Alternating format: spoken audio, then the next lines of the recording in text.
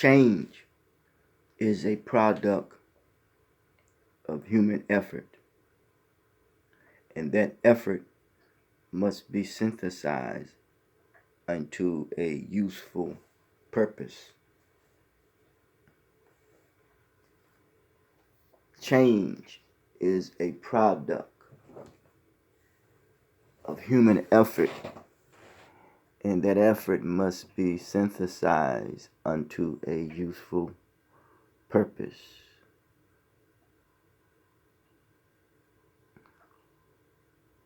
Overcoming fostering foolishness.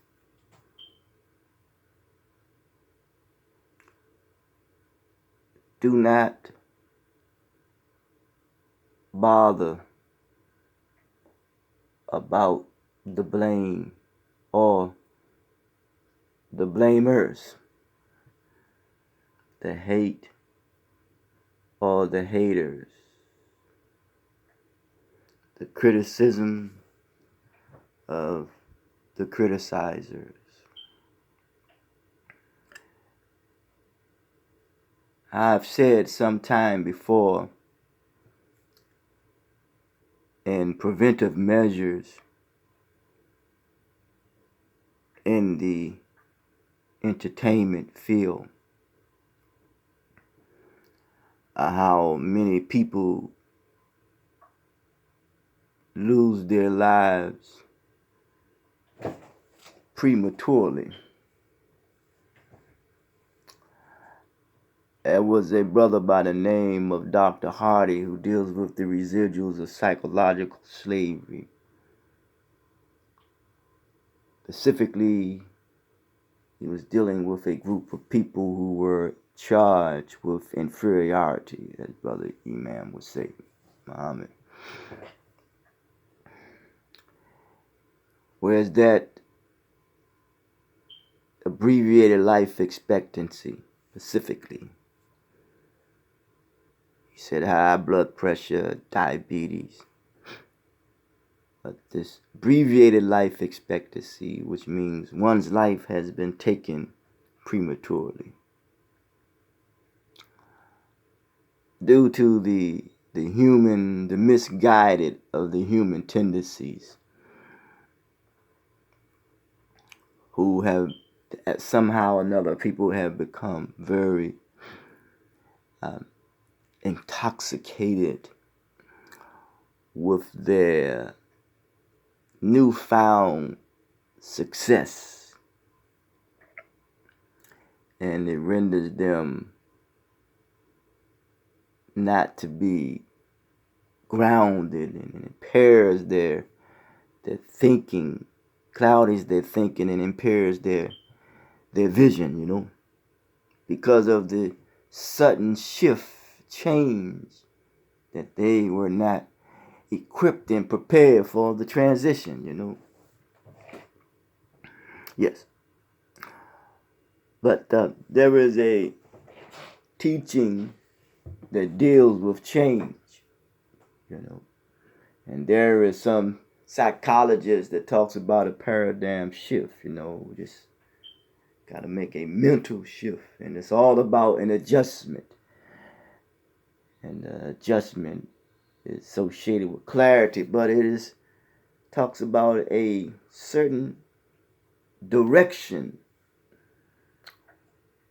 and a course of action as well that one is going in, that which he or she in this life is undertaking, and that which he or she must confront is his true self, his true nature. And that which we are confronted with is the best body of knowledge is creation. But then there are those who will say, well, why do you undergo all types of sufferings and sacrifices, you know. When it comes to what is called the truth, you know. Why do you go through all types of sufferings and sacrifice for your children as a parent does, you know? Yes. Because there is something that they are confronted with as a parent, is that which they have produced. And we looking at a society in which we all live in, there are things that we must be confronted with on a daily basis of the quality of people that we have produced or that have been produced. I ain't talking about necessarily having to do with money, wealth, and power, but I'm talking about the quality of a person that has been produced.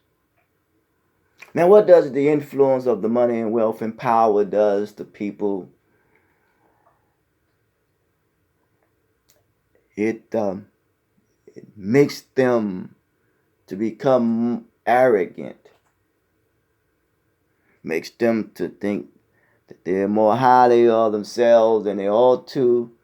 It renders them to a point where that they become untouchable. And if they become untouchable, it means that their feelings are becoming desensitized and their thoughts demoralized and their attitude dehumanized and the communication devitalized and their activity destabilized, that they become hardened in their hearts. Makes no difference if the light is around them. They will not see the light. But it comes to a point where it's that when they are on taking their last breath, on their deathbed, they may see the light, and some may see it. A light of Constantine said he saw the light, but that's the best as far as that he can go in his religious thinking. But he may have saw something in the spiritual sciences connected with the social sciences. He could have saw that. And some didn't, like, you don't know when the architect builds something, you don't know the intent in which the architect has built something. So you put your spin on it and your twist. And, we have to deal with one's intentions now, that one's heart must be right. But this paradigm shift, and that which we must make and must go through when it comes to change, because change is a product. And it is a product of goods and services that are on demand. But it is a effort that one has to make. And when one makes that effort, he finds his place of belonging. He finds a sense of value. He finds meaning in his or her life. And when one finds meaning in his or her life, he or she center of living that what he or she is striving for of life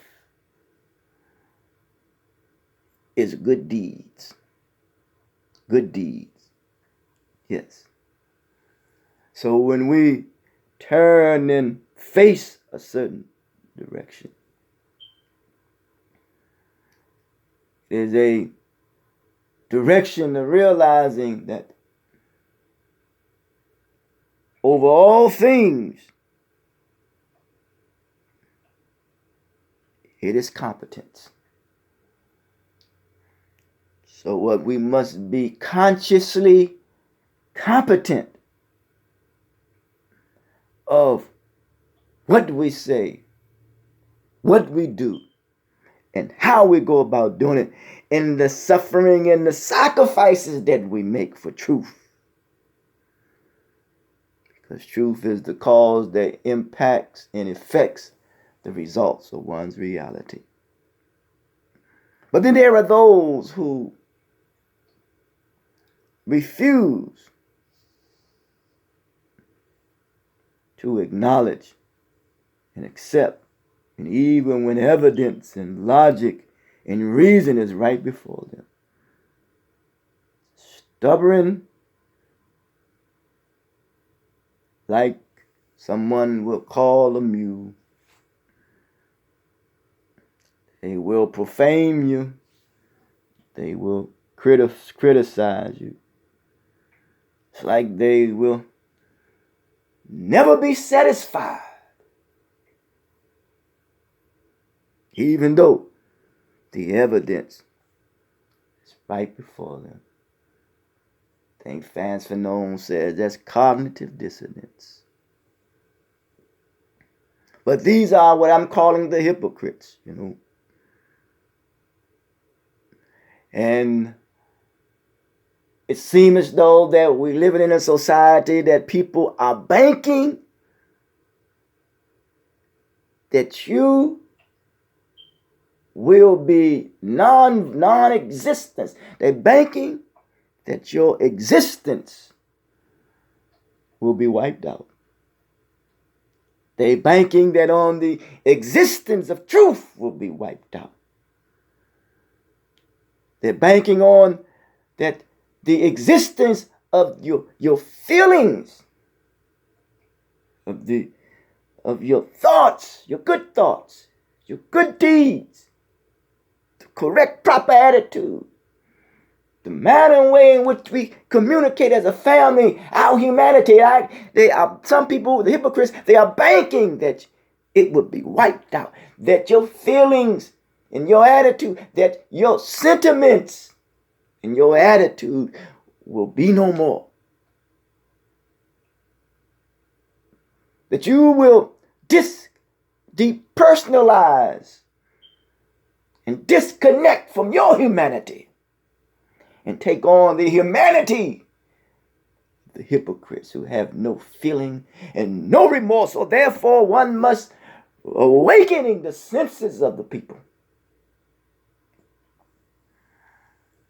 One must come with the correct attitude, the correct interpretation when it comes to confronting the best body of knowledge and confronting what he or she has produced out of any environment that a person comes out of, and look at what that environment produced. But who created an unhealthy and insensitive and immoral and indecent environment? But yet, there are those who don't allow the environment to consume them.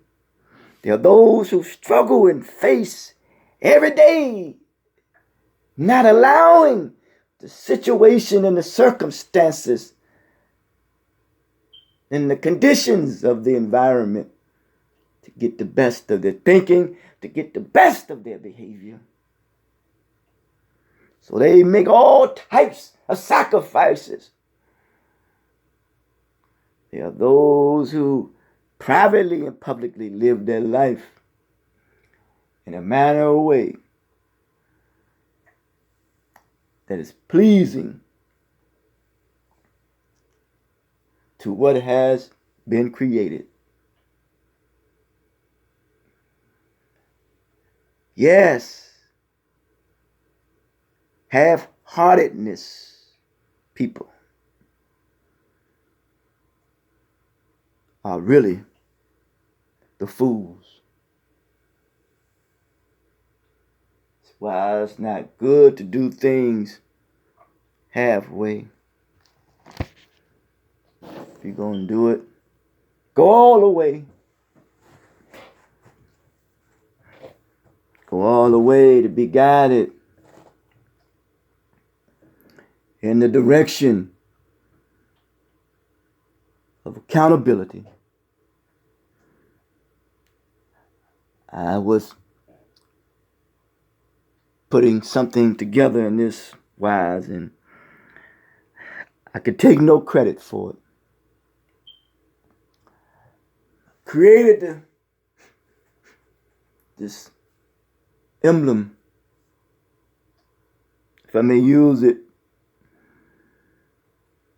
with the pyramid and the circle and the square. The pyramid is the base, but it's pointing to a certain direction. Three colors of the earth, red, brown, and black, all transparent, if I may use those languages. It's that passion. Pointed, spinning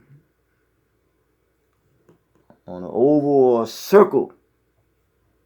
It's spinning around like the universe, spinning like the revolving of the planets around the sun.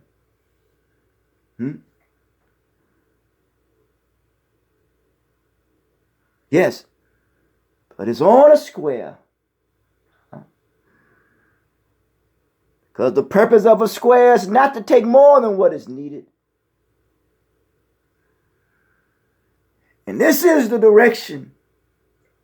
One must focus.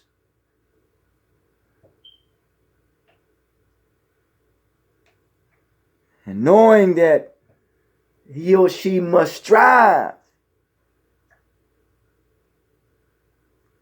and be centered and grounded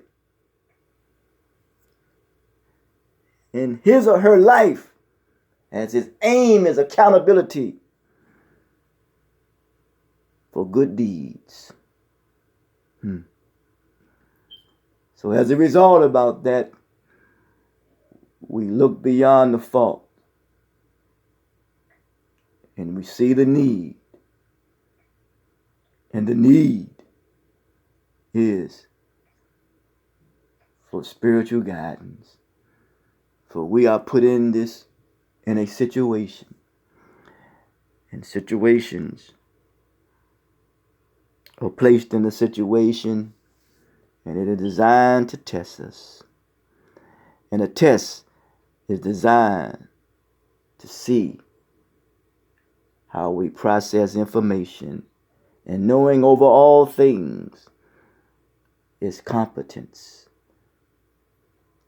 When you or any make a transition, that the